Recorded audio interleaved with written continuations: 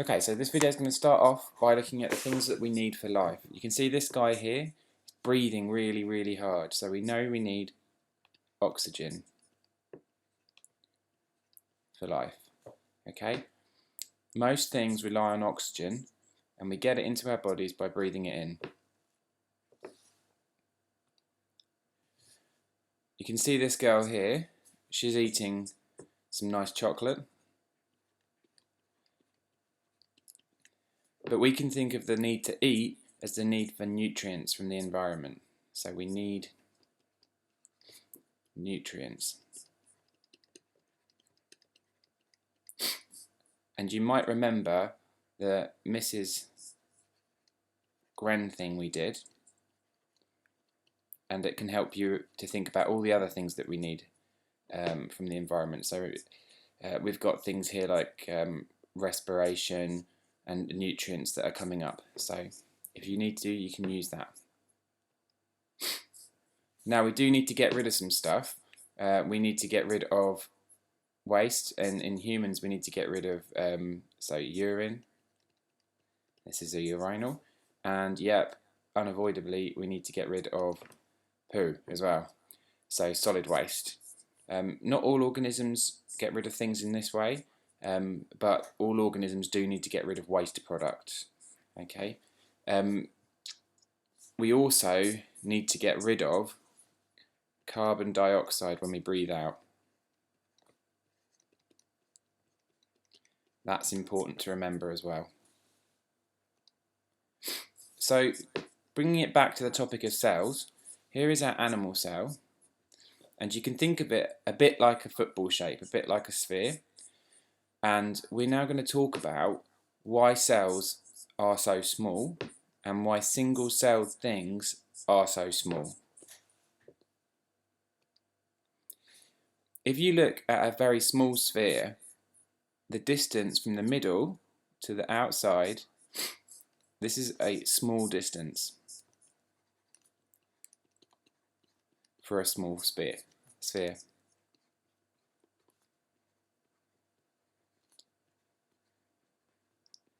For our single-celled organisms,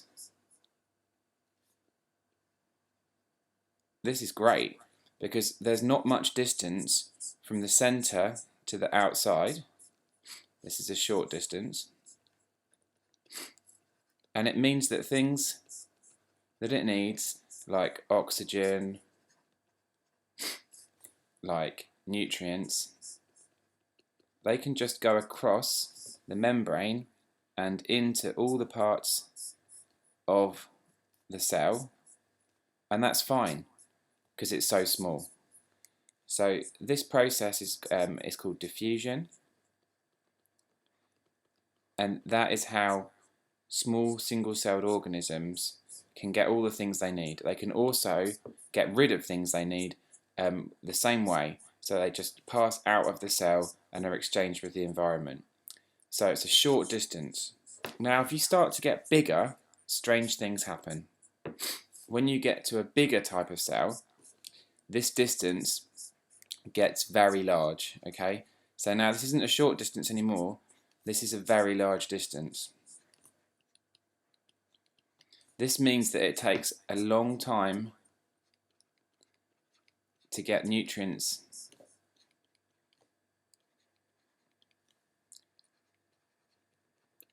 and oxygen into the cell.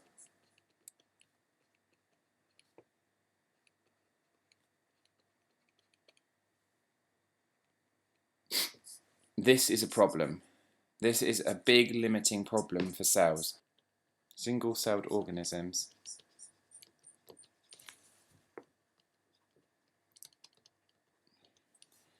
can't get too big because it would take too long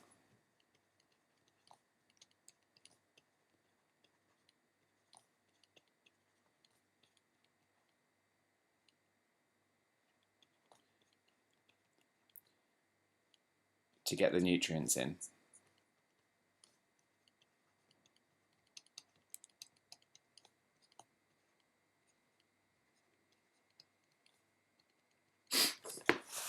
Okay, that is why we can't get huge single-celled organisms. They are really limited in size. Now this part here is the advanced section, so you only need to watch this if you're feeling really clever and you really want to push yourself. If not, and you haven't understood the first section, you've got two options. One is to play it again, just stop the video, play it again, and the second thing is to come and ask me for some help, or to have a look around in your textbook or elsewhere to get some help, okay? So the advanced section, let's move on to this. So now instead of thinking of it as a sphere, we're going to think of it as a cube cell. So this time we're going to think of a cell. Oh, my handwriting. Think of a cell as a cube. Okay. Now on a cube, it's made up of 6 sides. 1, 2, 3, 4, 5, 6. And the way you can work out the surface area of a cube is to think about one of the sides. So here I'm going to say this distance is 2 centimeters, and then you times it by the other side, which would also be 2 centimeters, and then you times it by the number of sides altogether, which is 6. So you would have 2 times 2, which is equal to 4, and then 4 times 6, which is equal to 24. So for this example, the cube would have a surface area of 24 centimeters squared. So what about the volume of this cube? Well, this is a different time. Now you take the top part of the cube and you work it out as before. So this is 2 centimeters here to here.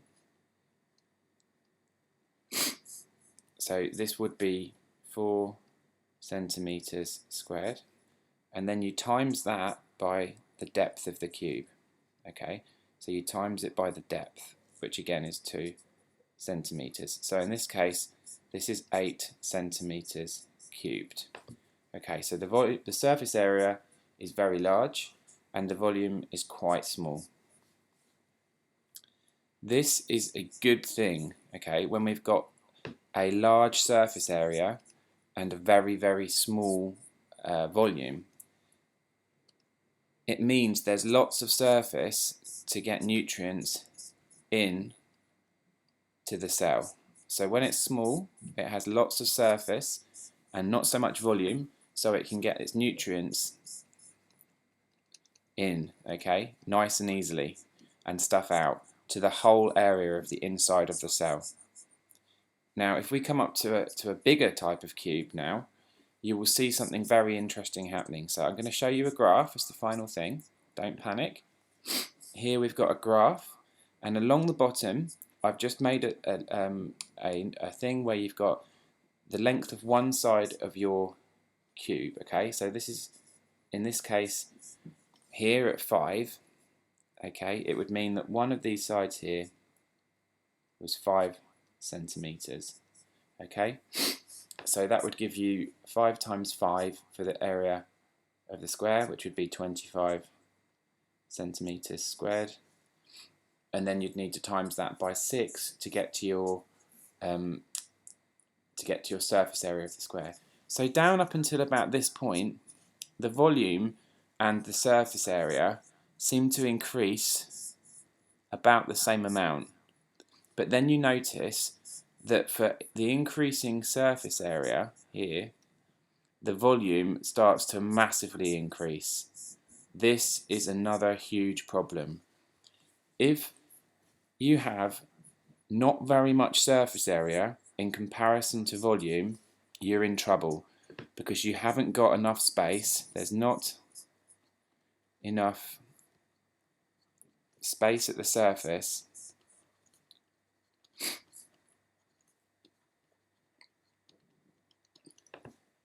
to exchange nutrients for the amount of volume you've got.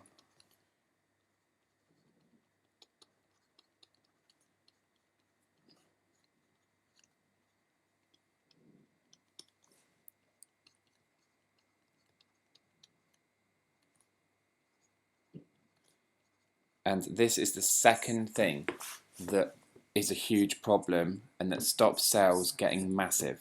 Because if they get too big, there's too much volume and not enough surface area, and they cannot get enough nutrients in and waste products out, so they can't survive. All of this means that we have to develop other systems that allow us to get bigger than a single cell. And it's what those other systems that you will be studying today. Hope that helps.